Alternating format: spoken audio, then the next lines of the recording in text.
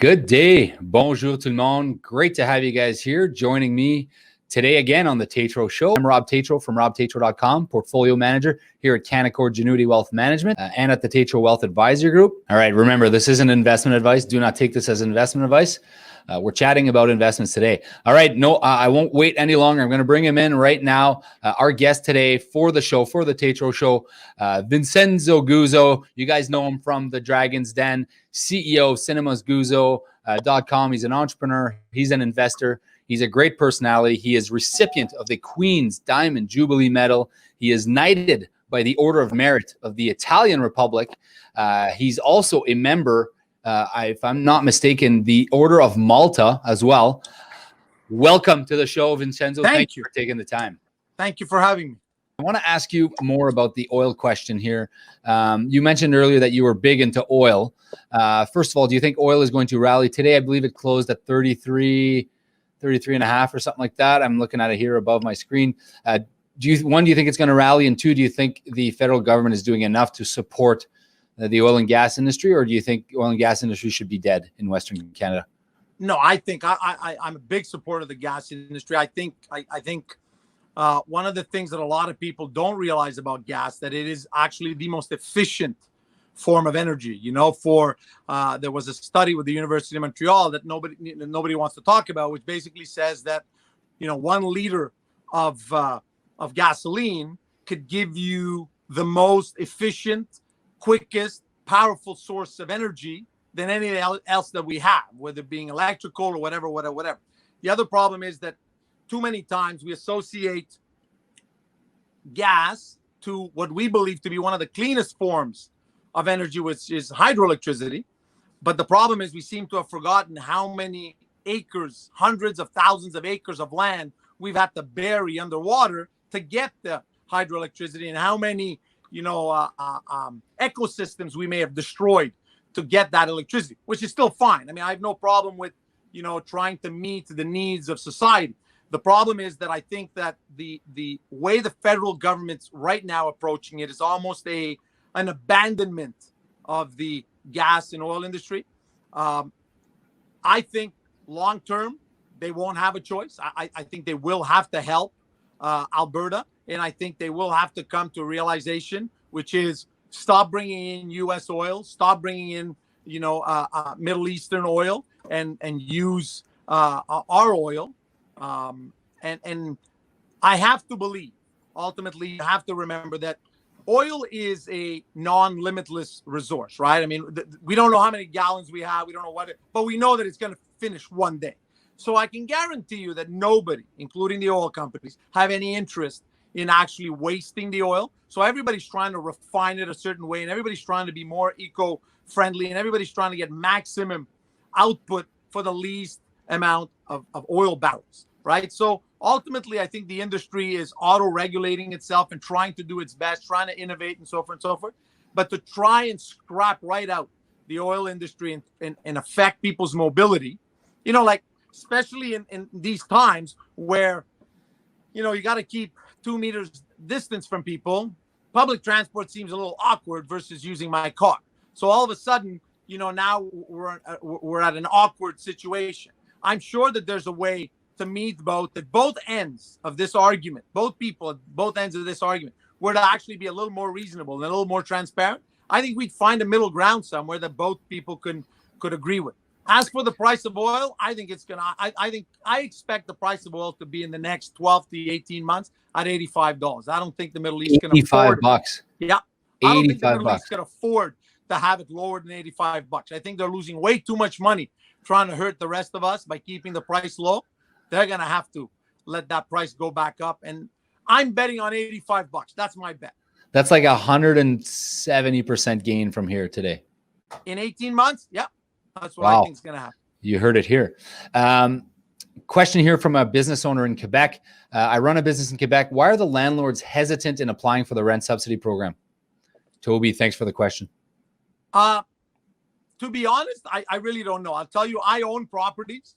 So let's answer one at a time. So the properties where I rent for the movie theaters, I actually have a force majeure clause in my in my leases, which if I get shut down by the government, for example, I don't have to pay rent, any rent. So I'm okay. I'm not paying any rent. As for asking for the subsidy or whatever, I don't have to pay rent. So why I'd want to pay 25% is still beyond me. And then the other problem I have, obviously, is that my rents are way more than $50,000 a month either way. So I'm not eligible. As for my tenants, I'll tell you what I did with my tenants.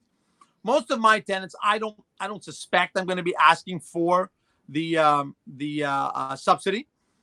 But what I have done is not charge them any rent. If they can't operate, I did not charge them rent. Whatever period they will be shut, I will add that to the end of the rent or to the end of the term. And therefore, I'll still get my 5 years worth, but it'll be 5 years and 3 months, 5 years and 4 months. I think landlords have to be humane in this. I have mortgages, I have taxes to pay, and I think everybody's got to put a bit of de l'eau dans son vin, and has got to dilute the problem, and so forth and so forth. So I'm a little surprised why they wouldn't. As a landlord, like I said, I'm not going to ask, but that's because I'm not going to ask for rent from my tenants. But if I had to ask, I would ask. So I'm not trying to. To be honest, I just can't answer. I just don't understand the logic behind their landlord. Okay. You mentioned to me in the past, and I think I saw it on your Instagram, nothing good ever comes from panic, from people panicking. You're like everything I followed you on Instagram. You remind me a little bit of me, or I maybe I see a little bit of myself in you, in that you're very much live the day, carpe diem, seize the day, live today, because we're not getting another one of these. Yeah. And panic is generally the opposite emotion that people like us want to feel and enjoy feeling, and usually we're able to manage it. Do you think people managed the panic well during this most recent market? And do you think we're going to see? Do you think we're in the clear for the stock market? So I would tell you like this. So first of all, we have one life to live, right? This is not a dress rehearsal or anything. It's not like a play where I get to do a dress rehearsal and then tomorrow's the real show. This is every moment of my life. If I don't do something today, it's gone. It's past. Like I can do it tomorrow, but that opportunity of yesterday, it's gone. It's never to come back, right? So now I have another opportunity tomorrow. It's like I told a friend of mine, I bought a stock at $2. It's now at $11. He says, yeah, I should have bought it when you bought it. Anyway, I bought it at $4. Okay, but so you don't have the same opportunity as me. I do listen. You have had the same. So now you have a different opportunity, which is fine. So panic is loss of control. And I think it's pretty clear to sort of assume very easily that if you lose control, that means you're now letting emotions take over. And while I get upset on Dragon's Den, and while I can be very colorful in real life, and while I can actually swear and say all kinds of crazy things in a moment of fit, the truth of the matter is that I may get upset, but I do not lose control. I don't panic. I think especially in your decision making.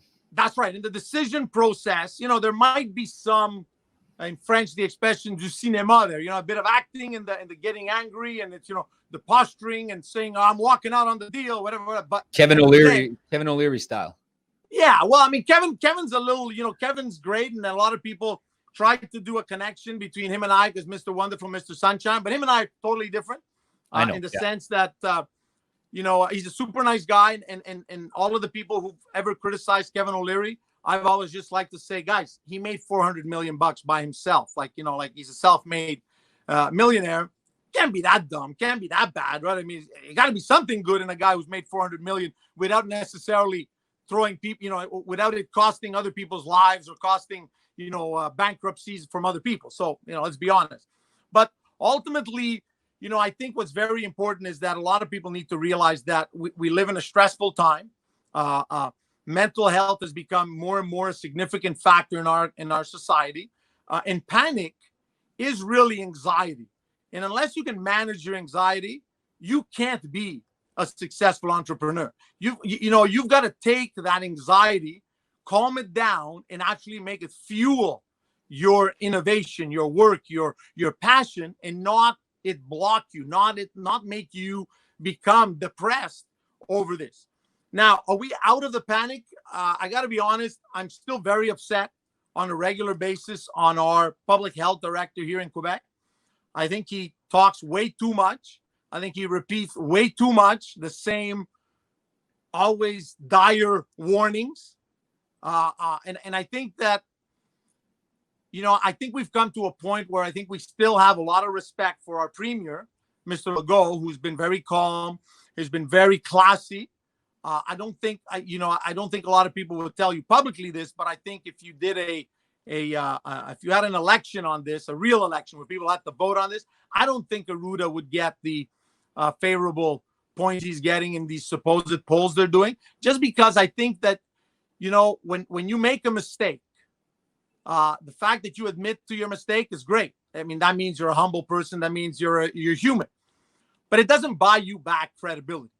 And so once you've made the mistake, once you've done the rap videos, once you've done the crazy clapping of the hands and the alouette, the singing and so forth, I think you come to the point where you say, look, buddy, you're locking me up into my house for 8 weeks now. You have no idea what the hell you're doing.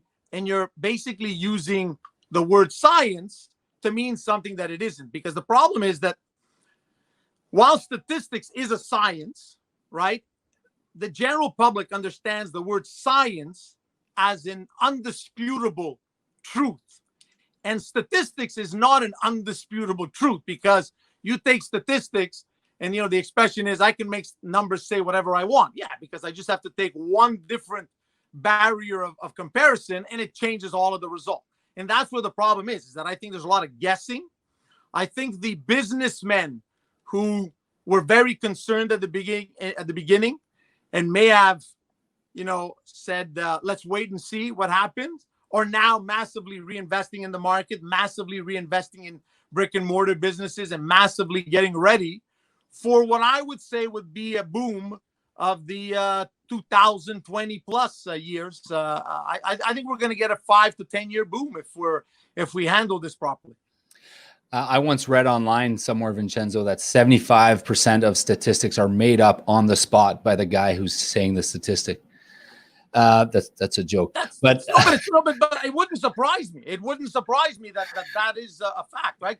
But when you throw the numbers out, everybody seems to, get impressed by a number. But yeah, I'm incredibly skeptical of everything I ever read. But anyways, I want to ask you a movie question real quick. Yep. One word answer, rapid fire, or what's the next movie that's going to make $1 billion in the theaters? $1 billion, I'd probably say Tenet, Wonder Woman, James Bond. Those are the 3 movies this year that I think will hit $1 billion plus. You think all 3 of those will do it? Yeah. $1 billion worldwide is no longer a... Okay, well, $1.5 billion then, let's call it. Now you're limiting it to Wonder Woman and probably Tenet. And there's no other Star Wars coming out, right? No, Star Wars is done, and then I believe next June we have the sequel to Avatar. Oh, that'll be big. Yeah, that should hit the $2 billion plus.